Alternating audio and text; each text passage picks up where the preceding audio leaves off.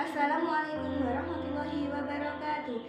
Saya Wahyu Aprilia Firdat Kurniawati, salah satu mahasiswa Universitas Islam Darul Ulum Lamongan dengan program studi pendidikan bahasa dan sastra Indonesia. Pada kesempatan kali ini, saya di sini akan menerangkan mengenai materi tentang cerita pendek atau biasa disebut dengan cerpen pada kelas 9 semester 1 dengan menggunakan mode strata dalam pembelajaran sastra. Sebelum memasuki mode strata, di sini saya akan menjelaskan sedikit materi mengenai cerpen atau cerita pendek. Nah, sebelum saya menjelaskan, di sini saya ingin bertanya kepada anak-anak semua, apakah sudah tahu apa itu yang dimaksud dengan cerpen?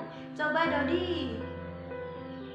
Nah, benar sekali Dodi. Cerpen adalah sebuah materi pendek yang menceritakan peristiwa yang dialami oleh tokoh utama. Cerpen ini juga termasuk dalam karya sastra yang terdiri dari satu inti kejadian yang diringkas secara padat anak-anak. Yang berikutnya ialah struktur dari cerpen anak-anak. Nah, struktur dari cerpen itu dibagi menjadi 6. Yang pertama ada abstrak, kedua orientasi, ketiga komplikasi, keempat evaluasi, kelima resolusi, dan keenam koda. Yang pertama abstrak. Abstrak ini merupakan suatu ringkasan dari keseluruhan isi dokumen yang disajikan secara singkat dan akurat dalam cerpen. Yang kedua ialah orientasi. Orientasi ini menjelaskan tentang latar yang terjadi pada tokoh dalam. Yang ketiga ialah komplikasi. Komplikasi ini merupakan struktur di mana terdapat pemaparan awal permasalahan yang dialami oleh tokoh dalam cerpen tersebut. Yang keempat ialah evaluasi anak-anak. Evaluasi ini berisi tentang suatu perjalanan konflik menuju ke suatu perjalanan klimaks atau suatu perjalanan permasalahan menuju ke titik suatu penyelesaian dari permasalahan dalam cerpen tersebut. Yang kelima ialah resolusi anak-anak. Resolusi ini ialah suatu solusi yang digunakan untuk memecahkan suatu permasalahan yang terjadi pada cerpen tersebut. Yang terakhir atau yang keenam ialah koda. Koda ini merupakan suatu titik akhir atau suatu nilai moral yang diberikan kepada penulis dalam cerpen tersebut. Yang berikutnya ialah unsur-unsur dalam cerpen. Unsur-unsur dalam cerpen ini dibagi menjadi dua anak-anak. Yang pertama ada unsur intrinsik dan yang kedua ada unsur ekstrinsik. Unsur intrinsik ini terdiri atas tema, alur, latar, watak, tokoh, sudut pandang, dan amanat. Sedangkan yang unsur ekstrinsik ini terdiri atas keadaan sosial, budaya, politik, ekonomi, dan lain sebagainya.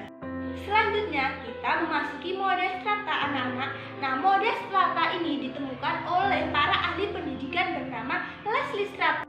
Mode strata ini meliputi 3 tahap atau 3 langkah. Yang pertama ada tahap penjelajahan, yang kedua ada tahap interpretasi, dan yang ketiga atau yang terakhir ada tahap rekreasi atau pendalaman. Yang pertama adalah tahap penjelajahan. Pada tahap ini peserta didik diberi kesempatan untuk memahami fiksi secara langsung, seperti membaca dan menghayati secara langsung. Jika dikaitkan dengan materi cerita pendek atau cerpen, peserta didik dapat membaca secara langsung karya sastranya. Anak-anak, silahkan baca karya sastra cerpen pada buku kalian masing-masing. Yang kedua ialah tahap interpretasi. Nah, pada tahap ini seorang pengajar memberi bimbingan kepada peserta didik untuk mencoba menafsirkan unsur-unsur pada cerita pendek.